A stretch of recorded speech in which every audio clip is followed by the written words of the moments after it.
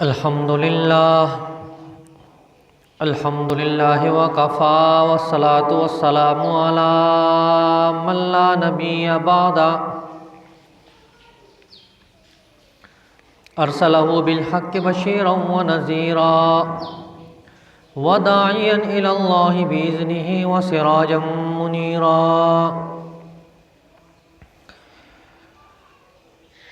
اما بعد فاعوذ باللہ من الشیطان الرجیم بسم اللہ الرحمن الرحیم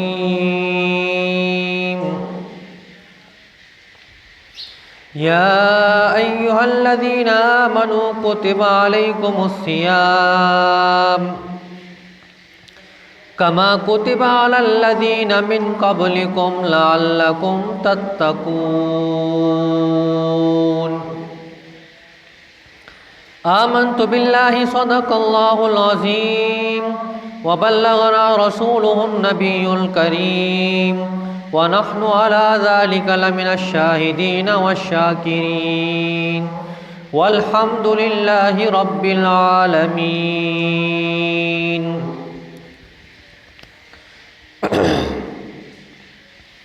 قابل صد احترام و تکریم میرے واجب الاحترام دوستوں، بزرگوں، عزیز نوجوان ساتھیوں،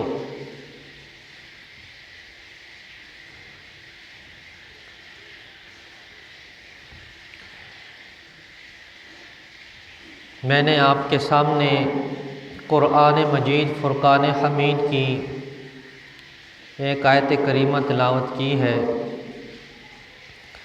دعا ہے کہ اللہ رب العزت مجھے حق اور سچ کہنے کی توفیق عطا فرمائے،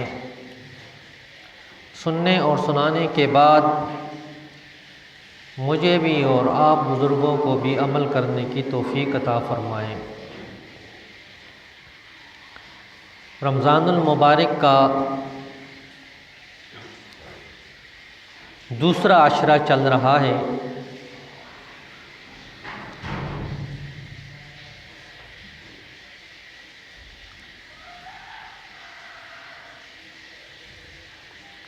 اللہ رب العزت نے اس مہینے میں بے شمار خوبیاں رکھی ہیں۔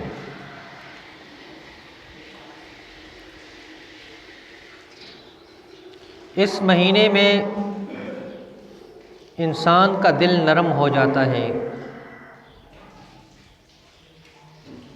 بشرطے کہ ہو انسان تو اس کا دل نرم ہو جاتا ہے اور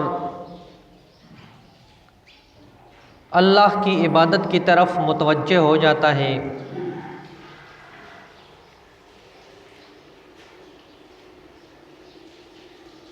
اور جتنی بھی اس کے اندر استطاعت ہوتی ہے وہ کوشش کرتا ہے کہ میں زیادہ سے زیادہ عبادت کر لوں۔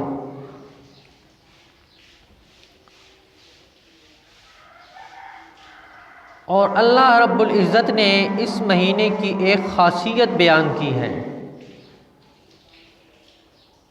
اللہ نے فرمایا کہ میں نے تمہارے اوپر روزے کو فرض کیا ہے، کما کتب علی الذین من قبلکم، جیسے پہلی قوموں پر روزہ فرض کیا۔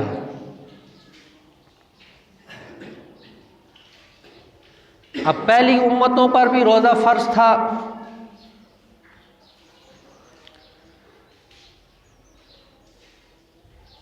لیکن ان کے روزے میں اور ہمارے روزے میں بڑا فرق ہے۔ ان کا روزہ 24 گھنٹے کا ہوتا، کچھ بھی نہیں کھا سکتے، نہ پی سکتے ہیں۔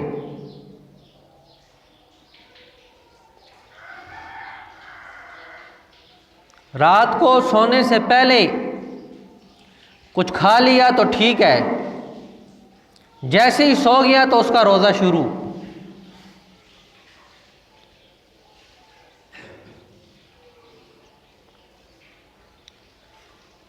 وہ روایات میں آتا ہے نا، ایک صحابی کام سے واپس تشریف لائے، مغرب کے وقت نماز پڑھ کے واپس آیا تو گھر والی سے کہنے لگے کہ کھانا تیار کرو۔ اب جیسے ہی وہ کھانا تیار کرنے لگی، اس کی آنکھ لگ گئی، سو گیا۔ جب اٹھا تو دوسرا روزہ شروع ہو گیا۔ یہ ابتدائے اسلام کی بات کر رہا ہوں۔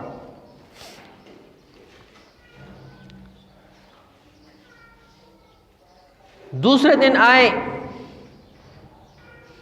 پھر یہی معاملہ پیش آیا کہ وہ سو گئے، نیا روزہ شروع ہو گیا۔ تیسرے دن بھی یہی معاملہ پیش آیا، اور کچھ صحابہ اکرام رضوان اللہ علیہم اجمعین روزے کے حدود سے گزر گئے،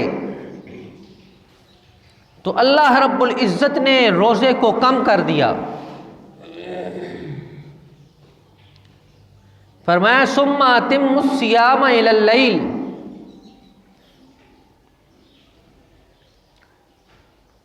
روزے کو پورا کرو مغرب تک، صبح صادق سے لے کر مغرب تک کے وقت کے لیے روزہ ہو گیا۔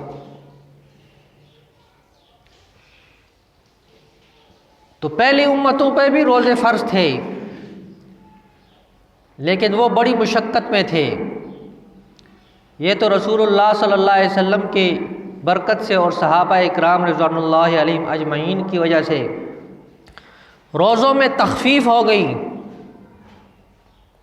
آج تو یہ آسان سا روزہ رکھنا مشکل ہے، 24 گھنٹے کا ہوتا تو پھر اکثر ہی اللہ حافظ ہوتے۔ تو روزوں میں اللہ رب العزت نے جو فرض کیے ہیں اس کی ایک تاکید رکھی ہے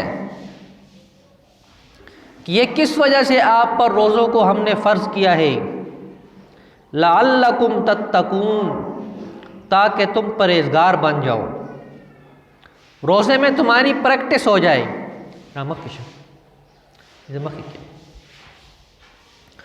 روزے میں آپ کی پریکٹس ہو جائے، روزے میں آپ حلال کھانا، حلال پینا، حلال چیزوں کو آپ چھوڑ دیتے ہیں مخصوص وقت کے لیے، تو رمضان المبارک میں آپ کی اس پہ تربیت ہے کہ آپ غیر رمضان میں حرام کاموں سے اپنے آپ کو اسی طرح بچا لیں۔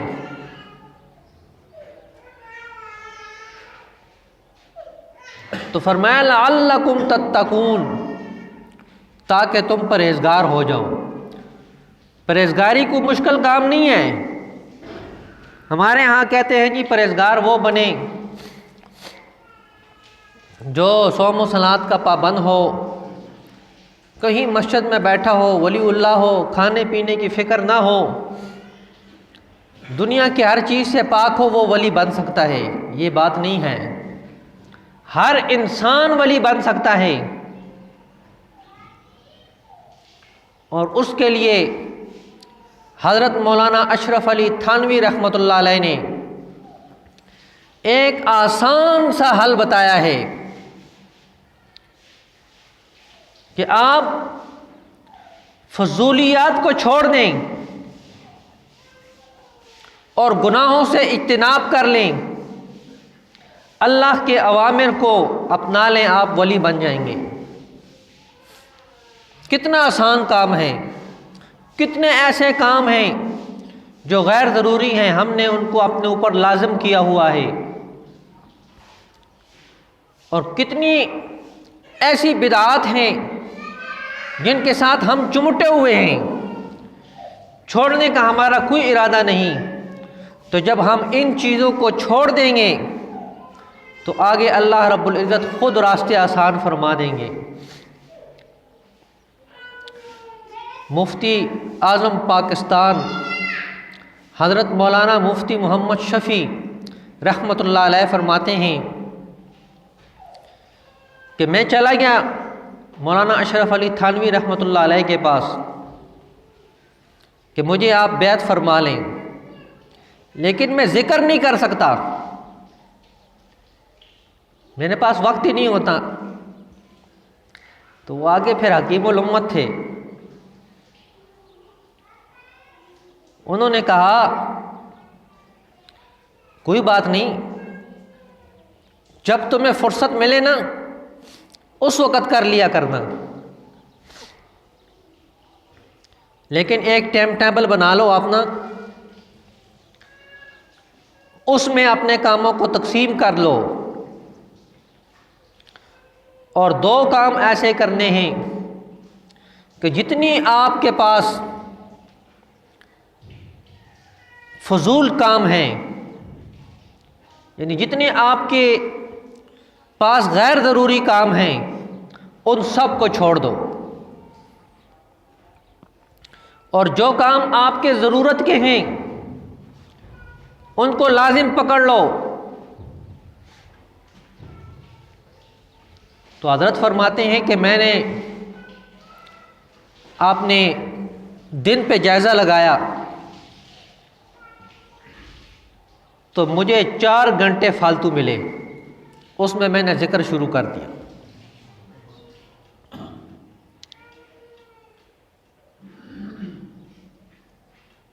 اور پورے پاکستان کے مفتی اعظم قرار پائے، ہندوستان سے ہجرت کی، دارالعلوم دیوبند کے مفتی تھے، اور پوری دنیا میں ان کا فتویٰ جاتا تھا، پاکستان تشریف لائے اور پاکستان کے بھی مفتی اعظم بن گئے۔ تو عرض کرنے کا مقصد یہ ہے کہ رمضان المبارک میں اللہ پریکٹس کرواتا ہے آپ ہم سے کہ آپ رمضان المبارک میں حلال چیزوں کو چھوڑ دیتے ہیں،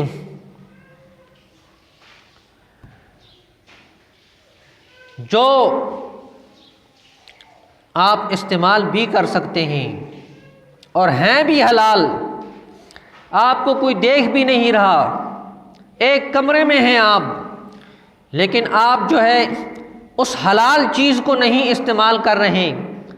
تو غیر رمضان میں جب آپ غیر چیزوں کو، حرام چیزوں کو، منکرات کو آپ چھوڑ دیں گے تو لعلکم تتقون، تم پرہیزگار بن جاؤ گے۔ دعا ہے کہ اللہ رب العزت مجھے بھی اور آپ کو بھی عمل کرنے کی توفیق عطا فرمائے۔ وما علینا الا البلاغ المبین۔